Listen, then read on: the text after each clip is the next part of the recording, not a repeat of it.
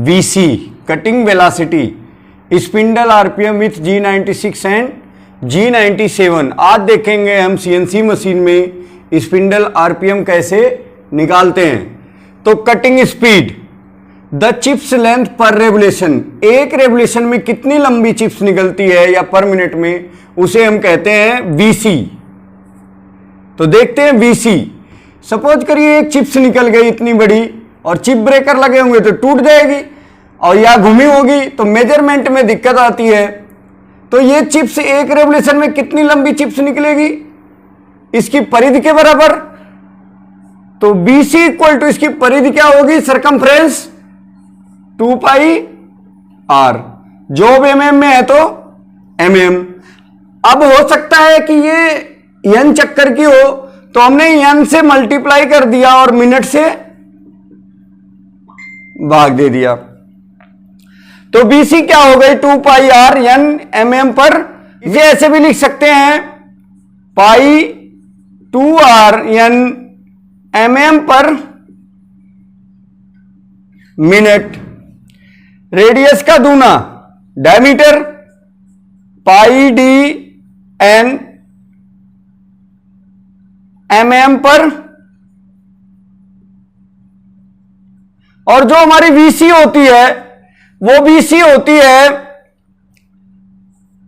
Metre प्रति minute में। तो इसको मीटर में बदलने के लिए पाई DN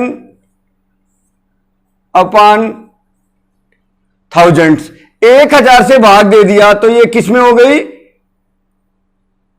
मीटर प्रति।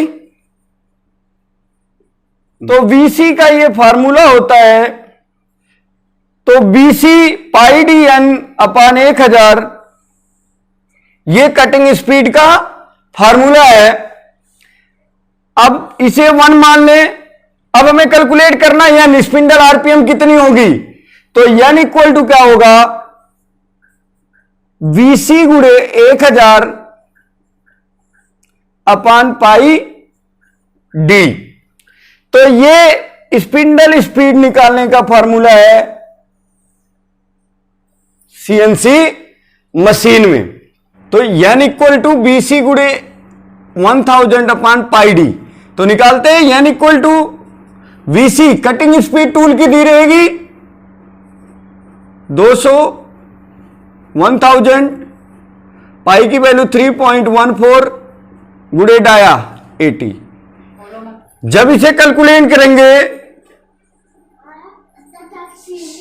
17, तो हम स्पिंडल आरपीएम कितनी दे देंगे, G97 S 800 के करीब दे देंगे, M0 3 या 4। बट अगर डाया डिफरेंस हो, डाया डिफरेंस हो, कोई 10 mm है, कोई 20 है, कोई 40 है, उस केस में क्या करेंगे, इस फार्मूले में कौन सा हम VC तो दिया है जो फिक्स है 1000 फिक्स है 3.1, लेकिन डाया अब कौन सा डाया रखेंगे, तो इस केस में प्रॉब्लम आती है।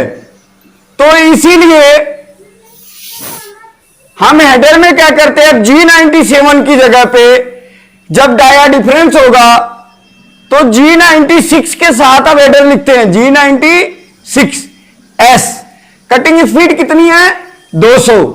मशीन को हमने कटिंग स्पीड बता दी M0 3।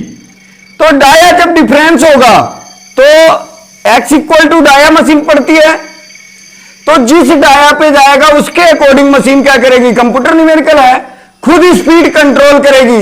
जब डाया कम होगा तो स्पीड ज्यादा होगी, और जब डाया ज्यादा होगा तो स्पीड कम होगी। तो जब डाया डिफरेंस होता है तो उस केस में हम 96 के साथ मशीन को कटिंग स्पीड बता देते हैं, अपने आप स्पीड को वो कंट्रोल करता है। जब डाया ज्यादा होता है तो स्पीड को कम कर देता है, और डाया कम होता है तो स्पीड को बढ़ा देता है। लेकिन फेसिंग के एक समय जब डाया एकदम कम हो जाता है 0, उस केस में स्पिंडल आरपीएम काफी ज्यादा हो जाएगी, जो डेंजर होती है।